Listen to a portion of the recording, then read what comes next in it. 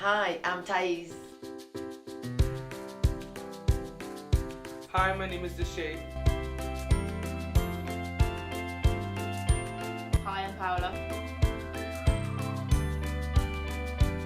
And this is Cowley Culture Talk. Today is a special day because we're celebrating Women's History Month. It's March and all over the world people are highlighting contributions of women to events in history.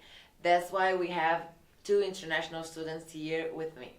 We celebrate women's history in March because in 1908, in a New York textile factory caught on fire.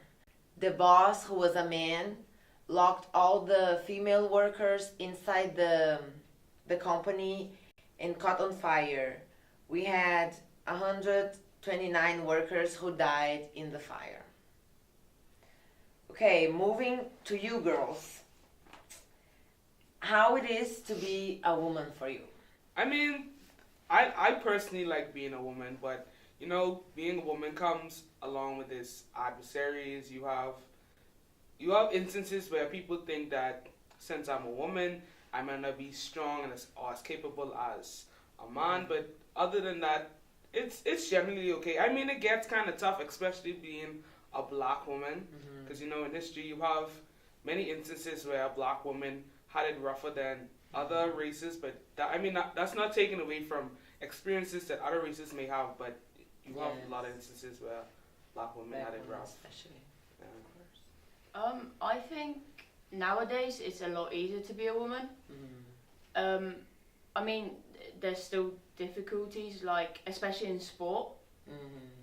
Especially, I think playing a sport that typically men play, like soccer for me. Yeah, like soccer. There's a lot of stereotypes saying, "Oh, she plays soccer.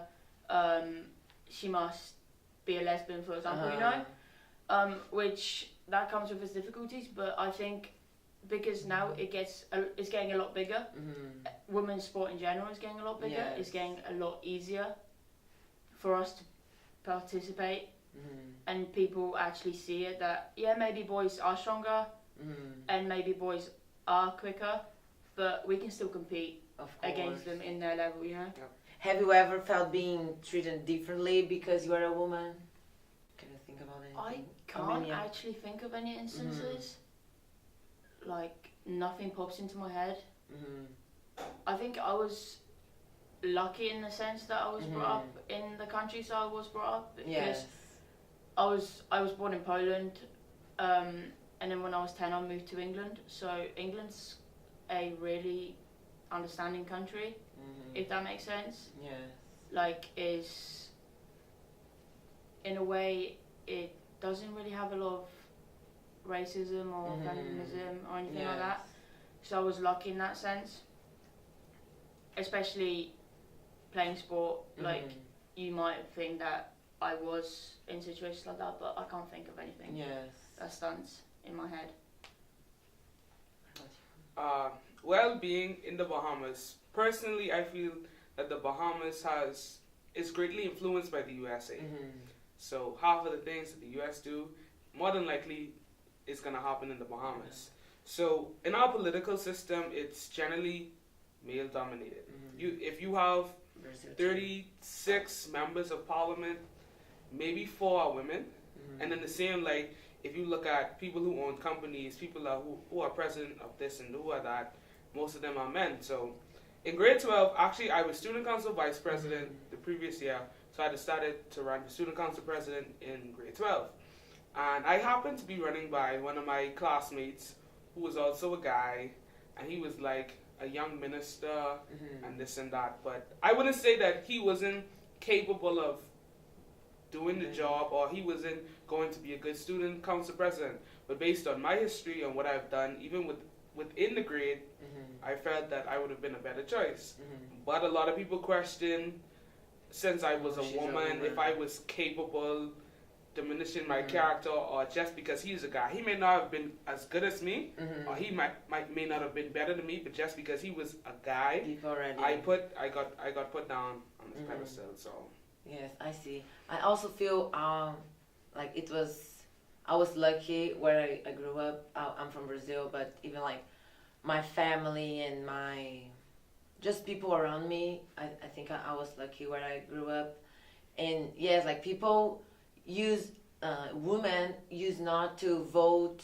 They were not able to vote or even like it's crazy whenever I see politicians and other like presidents, like it's like you can see that most of them are male. Brazil had the first female president some years ago. I know the US has never had a... The Bahamas thing. I don't think Poland has. I mean, England has the Queen, but it's different. Yes. So it is really different. But I feel like people often, not to take it into a spiritual light, but you know, a lot of our morals and stuff come from the Bible. So people take that the man is supposed to be the head of the household, this and that. But I feel like they twist it and conform it to where it suits them. Yeah. Like it makes women feel like, or it makes women seem that they only supposed to do housework, or they're supposed to be less superior than the man and stuff like that. And I guess people take that into the business world, into politics and all of that, where they feel like the man has to be the head of, and they have to have the power. Yeah, it shouldn't be the case. Yeah, so definitely not. Yeah, that's true. And I asked you girls if you had any experience. I don't remember having experience, but like just everyday like comments and what people say, I'm like, like, and stuff you see on social media as well. Like I know there's a lot. There was a video of a English soccer player, a woman soccer player, and in England we have like the show called Soccer AM, and people go on that show and do like football challenges, and a soccer player slipped. She slipped when she kicked the ball, and all the comments from the men was like, see, this is why you should be in the kitchen, this is why you shouldn't be playing soccer, this is why soccer is for men, and stuff like that, you know? Yeah. And for me, that's crazy. I get sad actually whenever I see things like that. As being an international student, did you girls feel a difference when you came to the US? Being a woman? I feel like there was definitely more opportunities here, and there was like less judgment here, because even though the US has its faults and they deal with different stuff, generally it's a place of diversity, and you get opportunities no matter who you are, where you're from, this and that. So definitely, Yeah, I feel like from any places that I could choose to go, to not feel different and to like be equal, I think United States is one of the places, because there's so many different cultures here. Like every state's different. Yes, and mixture. Yeah, there's so much different stuff to do and different opportunities, and I feel like United States is one of the most developed countries in the world. So with that, it gives you more things to do, and it's more open-minded in a way. Yes, I feel like that too. I have top 10 countries scoring highest in Global Gender Gap Index. If I'm telling you girls 3 options, and you would guess which option has the best score, where the gender gap is the smallest. So between Ireland, Denmark, and Iceland, which one of those 3? Ireland, Denmark, and Iceland. I was going to say Denmark or Iceland. I don't think Iceland. Denmark. Iceland? That's good. Yeah, it is Iceland. It is. And it's because when I was in Brazil, I think it was like 3 years ago, I read in the newspaper an essay about a girl from my state who moved to Iceland, and one of her topics in her essay was about gender equality and how she would feel so safe and she would not see difference between being a woman and a man. So that's very interesting. If you could guess, what's the second best place to live and have gender equality? It's in Europe. After Iceland, what country do you think?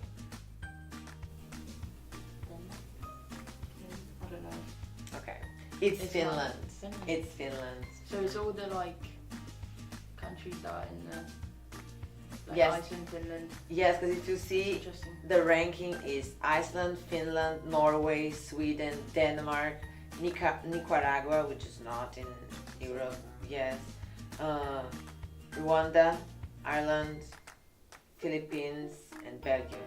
Those are the top 10. It's interesting to see how like all the top, well, most of the top countries are all like in the same area, you know? Yeah, they're in the same continent. Yeah. Yes. That says a lot. Yeah. That It really does. says a lot. It does. Okay, guys, that's it for today. Thank you, girls, for coming. And this was, thank you, Cowley Culture Talk.